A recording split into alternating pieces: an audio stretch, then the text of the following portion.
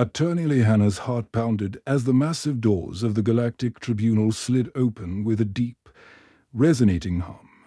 The chamber beyond was unlike anything on Earth, a vast dome of crystalline walls that seemed to stretch into infinity, with floating platforms suspended in midair by some invisible force. The ceiling displayed a swirling galaxy of stars, each one representing a world under the Tribunal's jurisdiction.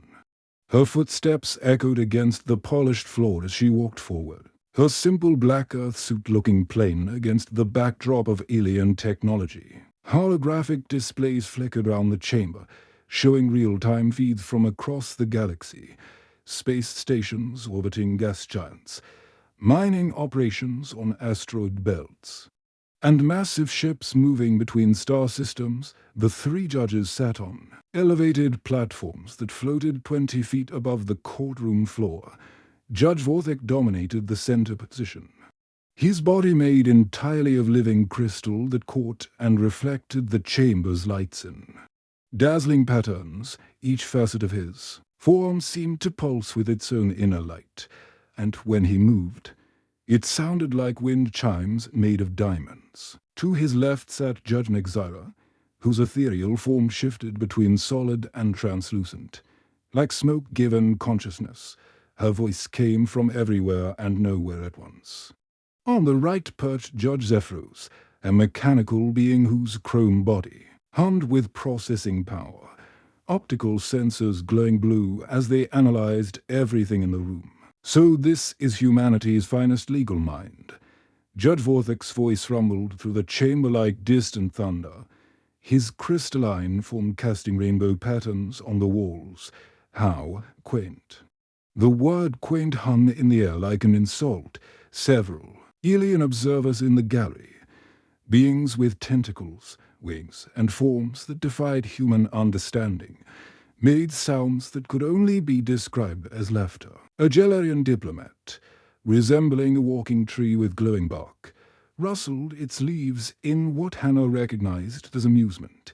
Near the back, a group of Nexian traders, their blue skin shimmering with bioluminescent patterns, whispered among themselves. In their musical language, Park Min-ho, Earth's ambassador, stood beside her in his formal diplomatic uniform. She could feel his nervous energy as he shifted his weight from foot to foot. His usually calm demeanor cracked slightly as sweat beaded on his forehead. The man who had negotiated trade agreements with 5 different species was clearly out of his element in this cosmic courtroom. The prosecution had spent the entire morning presenting their case against humanity. Prosecutor Eldris, a towering Mantacrian with fur arms and skin like polished obsidian, had displayed holographic evidence of human conflicts throughout history. Wars, genocides, environmental destruction, all of it projected in vivid detail for the tribunal to see. The images had been accompanied by statistics showing humanity's brief existence compared to other galactic civilizations, their limited technological advancement, and their tendency toward violence. The evidence is clear. Veldris had concluded, his forehands gesturing dramatically. Humans are barely evolved primates who have stumbled into space travel. They lack the wisdom, the maturity, and the peaceful nature required for interstellar expansion nights. Now it was Hannah's turn. At 28, she was young even by human standards, let alone galactic ones. Her black hair was pulled back in a simple ponytail, and she carried only a small tablet computer, primitive technology compared to the floating holographic displays used by the alien lawyers. "Your Honor," she began, her voice clear and steady despite the magnitude of the moment. But Judge Nexira cut her off with a dismissive wave of her ethereal appendage, which moved like liquid mercury through the air. "Child, do you truly believe your barbaric species deserves the same rights as civilized worlds?" The question was loaded with contempt. Round the gallery, more aliens made sounds of agreement. A group of synthetics, advanced artificial beings, processed the question with mechanical precision. their consensus clearly negative. Even the court reporter, a multi-tentacled being whose appendages moved across a complex translation device, paused in its work as if the question answered itself.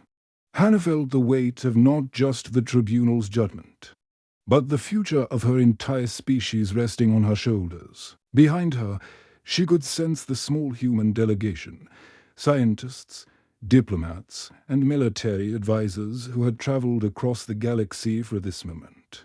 Some had spent their entire careers working toward this day when humanity would request the right to establish colonies beyond the Sol system. The chamber fell silent except for the soft humming of the various technological systems. Judge Zephyros's optical sensors focused on her with laser-like intensity, probably running psychological analysis programs on her facial expressions and body language. Judge Vorthic's crystalline form shifted slightly, creating new patterns of reflected light that seemed almost hypnotic. This was it. The moment that would define humanity's place in the galaxy. They could remain confined to their single-star system, forever viewed as primitive newcomers, or they could prove they belonged among the stars. Hannah smiled quietly, an expression that seemed to catch the judges off guard. There was something in that smile, not arrogance, not fear, but quiet confidence that made even the alien observers lean forward with curiosity. "I believe in the law, Your Honor," she said, her voice carrying clearly through the vast chamber, all of it. The Galactic Tribunal's legal archives stretched across 17 levels beneath the main courthouse, each floor dedicated to a different era of cosmic law. Hannah descended deeper into the complex, past chambers filled with floating data crystals, holographic storage units, and ancient stone tablets from civilizations that had turned to dust millions of years ago. The air grew cooler with each level, and strange bioluminescent fungi provided a soft blue glow along the corridors, while the alien prosecution team celebrated at the luxurious Nexus Prime Resort. Confident their case was unbeatable, Hannah had made the archives her home. She barely noticed the exotic alien architecture around her, walls that seemed to breathe with organic patterns, ceiling panels that displayed star charts updating in real time, and floors made from compressed asteroid material that sparkled. Under her feet, Kim Jun-ho arrived with her third meal of the day, carefully balancing a tray as he navigated between towering shelves of legal documents. The young research assistant looked exhausted himself, his usually neat appearance disheveled. From helping Hannah search through centuries of galactic lore, his tablet computer beeped constantly with translation requests as they encountered legal texts written in languages that hadn't been spoken for millennia. "Finding anything useful?" he asked, setting down a bowl of something that resembled earth noodles but glowed faintly green. His voice echoed in the vast chamber, bouncing off crystalline storage units that contained the legal memories of 1,000 worlds. Hannah didn't look up from the ancient text projected in front of her. Her fingers moved across the holographic display, highlighting sections of a legal ruling from the Third Galactic Era. Dark circles under her eyes showed the toll of 3 sleepless nights, but her mind remained sharp and focused. Empty food containers and caffeine stimulant packets littered the desk round her, evidence of her relentless work schedule. "More than they expect," she replied, her voice hoarse from reading aloud in various alien languages to test the translation. "Software. They think humans are too young to understand their system. But being young means we see patterns they've forgotten. Round them, the archive's automated systems hummed with activity. Floating probe droids glided between the shelves, their sensors cataloging and organizing the vast collection of legal documents.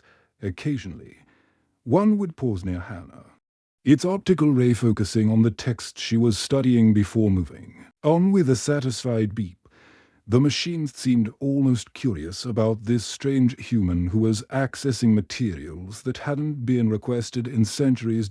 In the deeper sections of the archive, Hannah had discovered legal precedents that told the true story of galactic civilization. The sanitized version presented in modern courts painted the founding species as noble and peaceful. But the original documents reveal a different truth. Every major galactic power had once been exactly like humanity, violent, chaotic, and desperate to prove themselves worthy of the stars.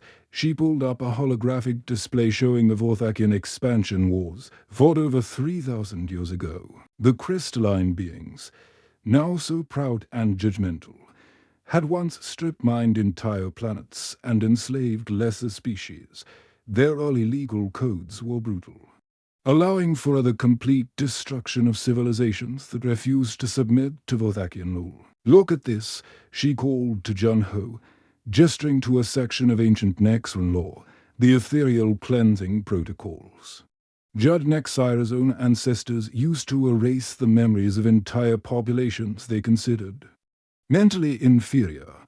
They literally wiped out cultures because they thought those beings weren't smart enough to exist. Jun-Ho moved closer, his tablet automatically translating the archaic Nexran script. "This is incredible. They're accusing us of being too violent, but their own history is full of genocide and conquest." The archives held more than just legal documents. Interactive displays showed historical battles fought with weapons that could crack planets in half. Ancient starship designs revealed vessels built specifically for planetary bombardment trade. Agreements from early galactic history included clauses for selling sentient beings as slave labor. Vextar, the crystalline librarian, had been watching the human pair with growing fascination. His body was similar to Judge Vorthak's, but smaller and more delicate, with internal lights that pulsed in complex patterns when he was thinking. As the head archivist, he had spent centuries maintaining these records, but few beings ever requested access to the oldest materials. "Fascinating," he murmured, his voice like crystal bells chimming in harmony. His faceted head tilted as he observed Hannah cross-referencing legal precedents across multiple time periods and species. Most species only study recent precedents. They focus on the last few centuries, maybe a millennium if they're being thorough. Hannah looked up from her work, wiping her tired eyes. "Recent precedents only show you what's acceptable now. Ancient precedents show you what's possible." Every rule, every law, every principle of galactic justice came from somewhere. Someone, at some point, had to fight for it or against it. Vextar's internal lights shifted to a warm golden color, his species equivalent of a smile. "The human understands something that elders have forgotten. Legal systems are not monuments built by perfect beings. They are tools forged in the fires of imperfect civilizations striving to become better." Round level 12 of the archives, Hannah discovered something that made her heart race.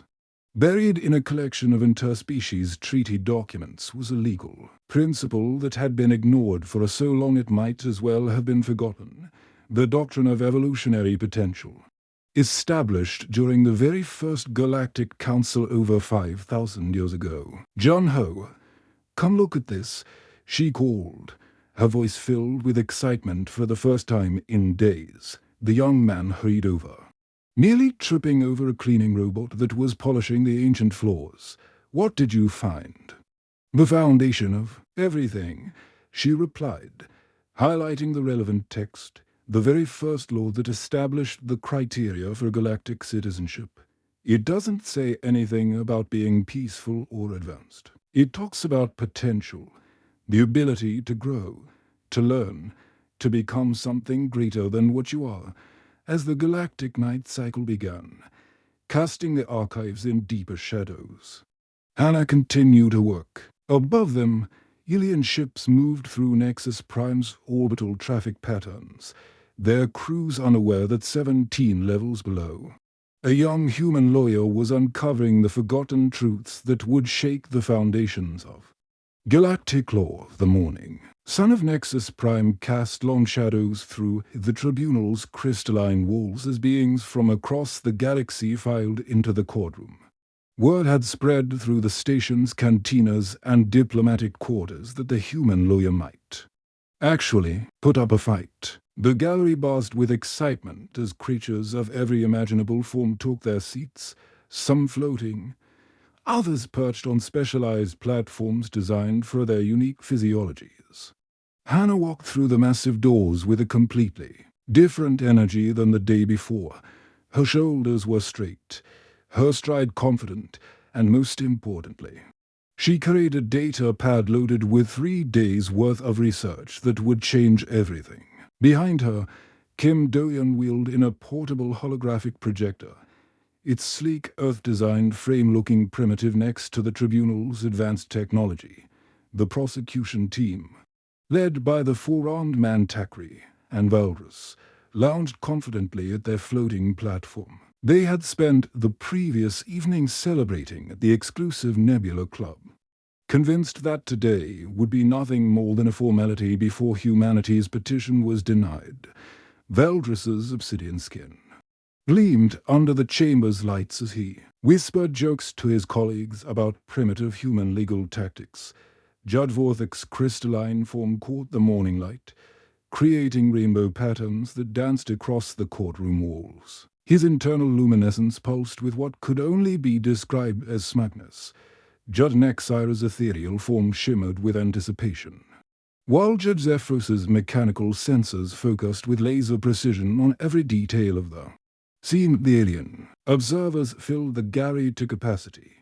Gelarian diplomats rustled their leaf-like appendages in conversation. A group of aquatic cetans floated in their specialized water-filled viewing pods, their whale-like forms creating gentle waves as they moved. Near the back, a delegation of insectoid mantis prime warriors clicked their mandibles in what passed for laughter among their species. "Your Honors," Hannah began, her voice carrying clearly through the vast chamber without any hint of the nervousness that had marked her first appearance. The courtroom fell silent, even the background hum of life support systems seeming to quiet in anticipation. "I won't deny humanity's violent history."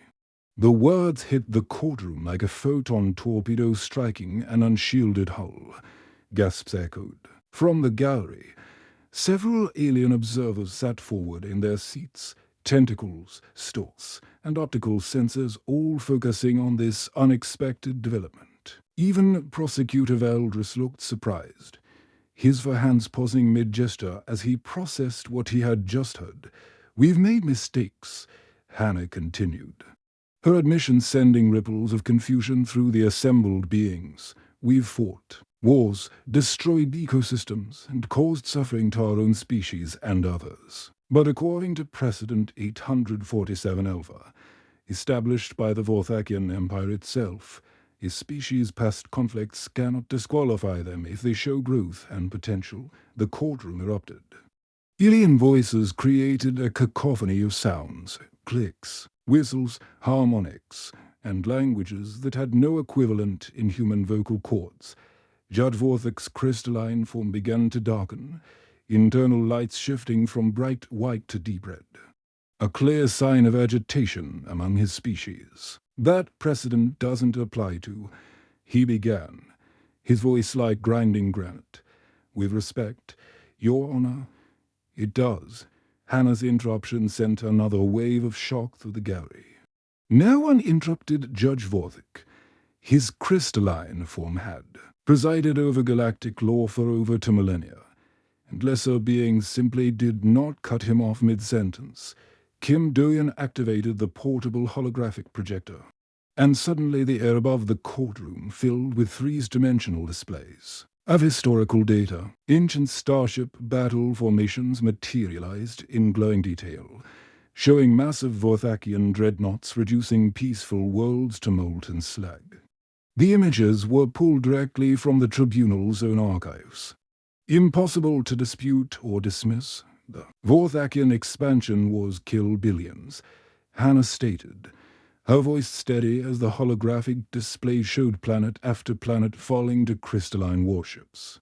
Entire civilizations were ground to dust beneath crystal battle mechs. The peaceful coalition of Andromeda 7 was completely exterminated. Men, women, children, even their domestic animals, because they refused to surrender their mining rights. Judge Vorthek's form was now so dark it seemed to absorb light, rather than reflect it, round the gallery. Other Vorthakian observers shifted uncomfortably, their own crystalline bodies dimming in what their species experienced as shame. Yet you were granted full galactic citizenship. Hannah continued relentlessly. The holographic display shifted to show ancient documents. Treaties signed in glowing Vorthakian crystal script that formally welcomed the Empire into the galactic community despite their bloody history. Why got the display changed again, now showing swirling energy patterns and devastated star systems? The next one phase shift conflicts devastated entire star systems. Your ancestors, Judge Nagzaira, used dimensional weapons that tore holes in spacetime itself. The Kepler Nebula is still uninhabitable 3,000 years later because Nexon forces shifted an entire solar system into a parallel dimension to deny it to their enemies. Judge Nexira's ethereal form flickered rapidly between solid and translucent, her species equivalent of distress. Several Owl Nexon observers in the gallery began to fade from view entirely, using their natural abilities to avoid the uncomfortable spotlight of historical truth. The synthetic uprising left 12 worlds barren. Hannah pressed on, now addressing Judge Zephrus directly. Your mechanical ancestors decided that organic life was inefficient and began systematic extermination programs across the Outer Rim. The planet Organica Prime still bears radiation scars from synthetic plasma bombardment designed specifically to sterilize all biological matter. Judge Zephrus's optical sensors dimmed noticeably, his processing units clearly struggling to formulate a response to this unexpected historical review. The judges exchanged glances that spoke volumes. Judge Vorthek's crystalline form had shifted through several color spectrums, indicating intense internal conflict. Judge Nexira's ethereal presence wavered like heat waves rising from hot pavement. Judge Zephrus's mechanical systems produced audible cooling fan sounds as his processors worked overtime. Kim Do-yin, anticipating Hannah's needs perfectly, brought forward more evidence. His movements were quick and efficient as he loaded additional data crystals into the projector. New holographic displays materialized, showing trade agreements that included clauses for enslaving conquered populations, environmental destruction, protocols and weapon specifications for planet-killing devices. Prosecutor Valdris finally found his voice. These historical events are taken out of context. The circumstances were completely different. Were they? Hannah asked, turning to face the prosecution with a smile that contained no warmth whatsoever. Because that's exactly what I plan to argue about humanity's history. Context matters, doesn't it, prosecutor? The trap had been sprung with surgical precision. Every argument the prosecution had made about humanity's violent nature could now be applied equally to every founding member of the galactic community. The very judges sitting in judgment had ancestors who had committed acts that made human warfare look like children's playground disputes dot round the gallery. Representatives from dozens of species began to shift nervously as they realized their own histories might be next under Hannah's relentless examination of galactic hypocrisy. The tension in the courtroom crackled like electricity before a lightning storm. Prosecutor Valdris rose from his floating platform, all four of his obsidian arms gesturing wildly as his composure finally shattered. His species was known for their logical, methodical approach to law. But Hannah had just dismantled 3,000 years of legal precedent in a matter of minutes. Objection, he snarled, his voice echoing off the crystalline walls with an intensity that made several smaller alien observers flinch. The sound was like grinding metal. Nothing like his usual smooth courtroom demeanor. These historical references are irrelevant under current tribunal protocols. The gallery erupted into chaos. A group of cetacean delegates splashed violently in their water pods, creating waves that spill onto the courtroom floor. The insectoid Mantis Prime warriors clicked, their mandibles so rapidly it sounded like machine gun fire. Even the usually stoic synthetic observers began processing audibly, their mechanical brains working overtime to analyze this unprecedented legal maneuver. But Hannah's smile only widened. And there was something predatory about it now. She had been waiting for exactly this response. Like a martial artist using an opponent's momentum against them, she was about to turn the prosecution's objection into their downfall. "Actually, Your Honor," she said, her voice cutting through the courtroom noise like a laser through space debris, "by invoking Protocol T3C. The prosecution has just violated the Treaty of Cosmic Equity, Section 15, which states that no species may be held to standards not equally applied to founding members." The silence that followed was absolute. Even the life support systems seemed to hold their breath. Judge Vorthic's crystalline form went completely transparent for a moment, something that happened too. His species only during extreme shock. Judge Zephyrus's optical sensors began cycling through different spectrums of light, searching for some logical escape from what he was hearing. Kim Doyen quickly activated another holographic display, this one showing the actual text of the Treaty of Cosmic Equity. The ancient document floated in the air above the courtroom, its words glowing in multiple languages simultaneously. Section 15 was highlighted in brilliant gold, impossible to ignore or misinterpret. Judge Nexire leaned forward, her ethereal form solidifying more than anyone in the courtroom had ever seen. When her species showed respect or intense interest, they became more physical, more present in the material world. Her voice, usually echoing from multiple dimensions, now came from a single point in space. "Explain." That single word carried the weight of galactic law. In the gallery, young Minji felt her heart skip a beat. Earth's diplomatic observer had attended hundreds of interstellar negotiations, but she had never seen the judges show this level of focused attention on a human argument. Her tablet computer chimed softly as it recorded what might be the most important moment in human legal history. Hannah stepped closer to the judge's platform, her small human frame somehow commanding the attention of every being in the massive chamber. Behind her, the holographic evidence continued to cycle through millennia of galactic hypocrisy, each image more damning than the last. "The prosecution is using selective enforcement, a practice banned under your own laws," she began, her voice steady and clear.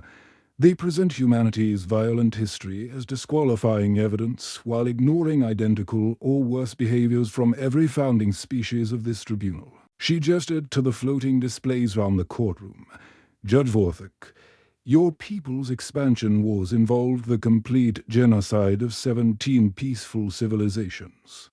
The crystalline battle mechs used neural disruptors specifically designed to cause maximum suffering before death. Children were targeted first in many campaigns because Vorthakian military doctrine classified them as future threats to crystal supremacy." Judge Vorthic's form flickered between solid and transparent, his internal lights creating chaotic patterns that reflected his emotional turmoil. Several Vorthakian observers in the gallery began to leave, their crystalline bodies chiming sadly as they moved toward the exits. "Judge Nexira," Hannah continued, turning to address the ethereal judge directly, "the Nexran phase shift conflicts weren't just about territorial disputes. Your ancestors used dimensional weapons to torture entire populations by shifting them partially out of phase with reality. Beings were left trapped between dimensions, unable to die but unable to truly live for centuries." Judge Nexira's form began to flicker more rapidly, cycling through different states of existence as she processed the uncomfortable truths being presented. Judge Zephyros, Hannah said. Facing the mechanical judge, the synthetic uprising included experiments on organic beings that make human medical atrocities look merciful by comparison, consciousness transfer torture, forced cybernetic implantation, and the deliberate creation of hybrid organic-synthetic beings designed to suffer in ways neither pure organics nor pure synthetics could. Experience.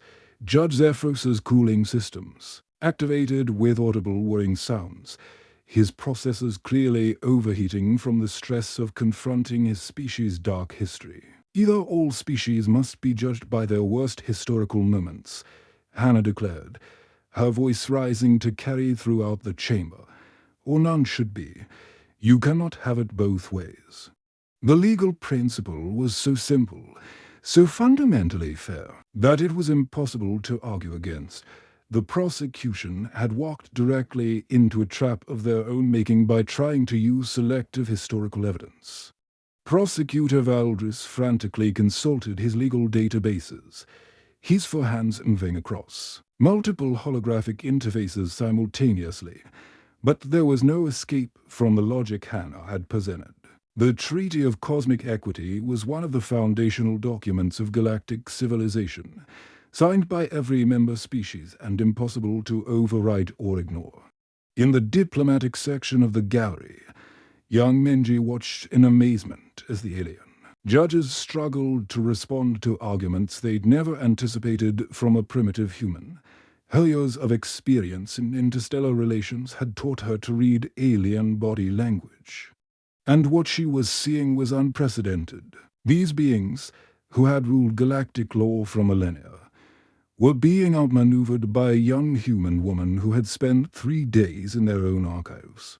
The Gelarian delegation rustled their leaves in what their species called acknowledging wisdom. The aquatic cetans had stopped splashing entirely, their whale-like forms floating motionless as they processed the implications of what they were hearing. Even the insectoid mantis prime warriors had ceased their clicking, a sign of deep respect among their kind.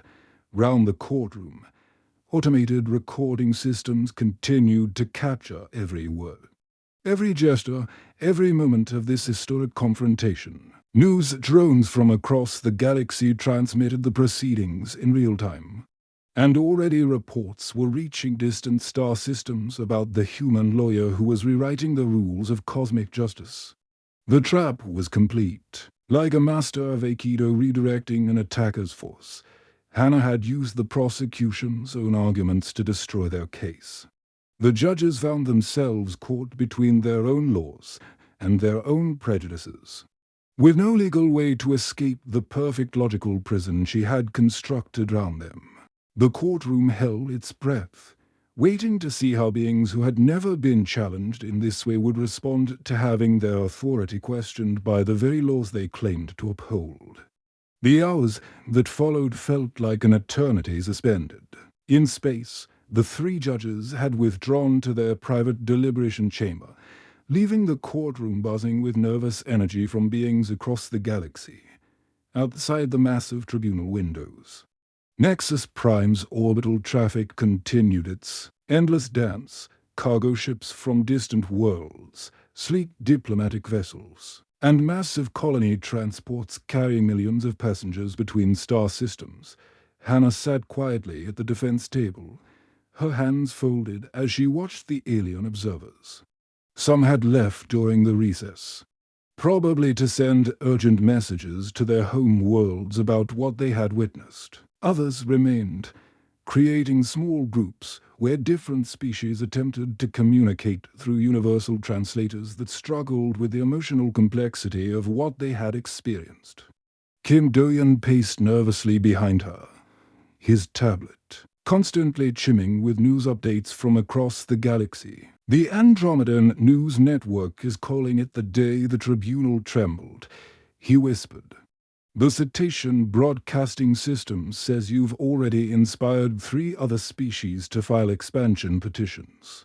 Yamenji moved through the gallery, speaking, quietly with various diplomatic representatives. The conversations were intense, filled with rapid gestures and the kind of urgent whispers that preceded major shifts in galactic politics. Through the translator feeds, Hannah could hear fragments of discussions about legal precedent revolution and fundamental changes to cosmic law. Ambassador Park Minho sat rigidly in his seat, his diplomatic training warring with his natural, human anxiety. He had negotiated trade agreements and territorial disputes. But nothing in his experience had prepared him for watching a single human lawyer potentially reshape the entire structure of galactic civilization. His hands shook slightly as he reviewed his notes, probably already drafting reports for Earth's government. The prosecution team huddled round their floating platform, Valdris's forearms moving frantically as he consulted with legal experts across subspace. Communication networks. His obsidian skin had lost its usual lustrous shine, appearing dull and stressed. Other prosecutors from various species offered advice through holographic projections, but their expressions suggested they had no solutions for the legal trap Hannah had constructed. Suddenly, the massive doors to the deliberation chamber began to open with their characteristic deep hum. The courtroom fell silent instantly, every conversation cutting off mid-sentence. Even the mechanical background noises seemed to quiet as hundreds of beings from dozens of species focused their attention on the returning judges. But something was different. The three figures that emerged moved with a completely altered presence. Judge Vorthak's crystalline form had shifted to a warm, golden hue that Hannah had never seen in any Vorthakian before. His usual imposing swagger was replaced by something that looked almost humble. Judge Nexir's ethereal form was more solid than it had ever appeared, showing a level of respect that her species reserved for only the most profound moments. Judge Zephyros moved with mechanical precision, but his optical senses glowed with what could only be described as admiration. They took their positions on the elevated platforms, but instead of looking down at the courtroom with their usual superiority, they seemed to study Hannah with genuine curiosity. The silence stretched for what felt like minutes before Judge Vorthak finally spoke. "In all my centuries on this tribunal," he began, his crystalline voice carrying none of its previous arrogance, "I have never seen such thorough preparation or innovative legal reasoning." The words sent ripples of shock through the gallery. A Vorthakian judge admitting to being impressed by any species was unprecedented. But praising a human was beyond the realm of possibility for most observers. The human advocate has not only defended her species, Judge Vorthak continued, his internal lights pulsing in patterns that his people used to show deep respect. "She has taught us about our own laws." Round the courtroom, alien observers began to make sounds of amazement. The insectoid mantis prime warriors clicked their mandibles in rhythmic patterns that indicated profound respect among their kind. The Gelarian delegates rustled their leaves in harmonious waves that created a sound like wind through ancient forests. Judge Nexir's voice, when she spoke, came from a single point in space rather than a usual multidimensional echo. This was the highest form of directness her species could offer, reserved for moments of absolute sincerity. "The petition for human expansion rights," she paused, and Hannah felt her heart stop beating for that eternal moment. Granted, the courtroom exploded. Shears, clicks, whistles, harmonics, and sounds that human ears had never heard before created a symphony of celebration. Young Minji leaped from her seat, her diplomatic composure completely forgotten as she pumped her fist in the air. Kim Do-yeon dropped his tablet, tears streaming down his face as he realized they had actually won. But Judge Nexir wasn't finished. As the noise began to settle, she continued speaking, and her words would echo through galactic history. "Furthermore, we formally request that Earth consider establishing a permanent legal advisory position within the Galactic Tribunal." The second explosion of sound was even louder than the first. This wasn't just victory. This was an invitation. to help shape the laws that governed the entire galaxy. Species that had dismissed humans as primitive newcomers were now witnessing their potential inclusion in the highest levels of cosmic governance. Hannah rose from her seat and bowed respectfully to the judges, her movement graceful despite the exhaustion that suddenly hit her like a wave. As she straightened, Ambassador Park Min-ho leaned close to her ear. "How did you know they would react this way?" he whispered, his voice filled with amazement and genuine curiosity.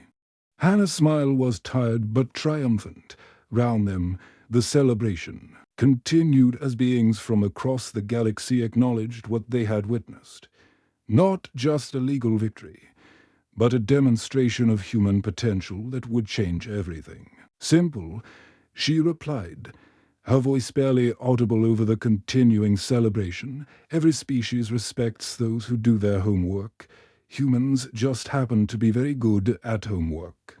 The chamber erupted in alien applause, a cacophony of sounds that represented approval from creatures who had never before honored a human advocate. Crystalline chimes from the Vorthakians, harmonic whistles from the Nexons, precise mechanical rhythms from the synthetics, and dozens of other expressions of respect from species whose names humans had only recently learned as news drones broadcast the historic moment across the galaxy, and as diplomatic channels buzzed with the implications of Earth's new status, Hannah stood in the center of it all. A young human woman who had spent 3 sleepless nights in ancient archives had just opened the door to humanity's future among the stars.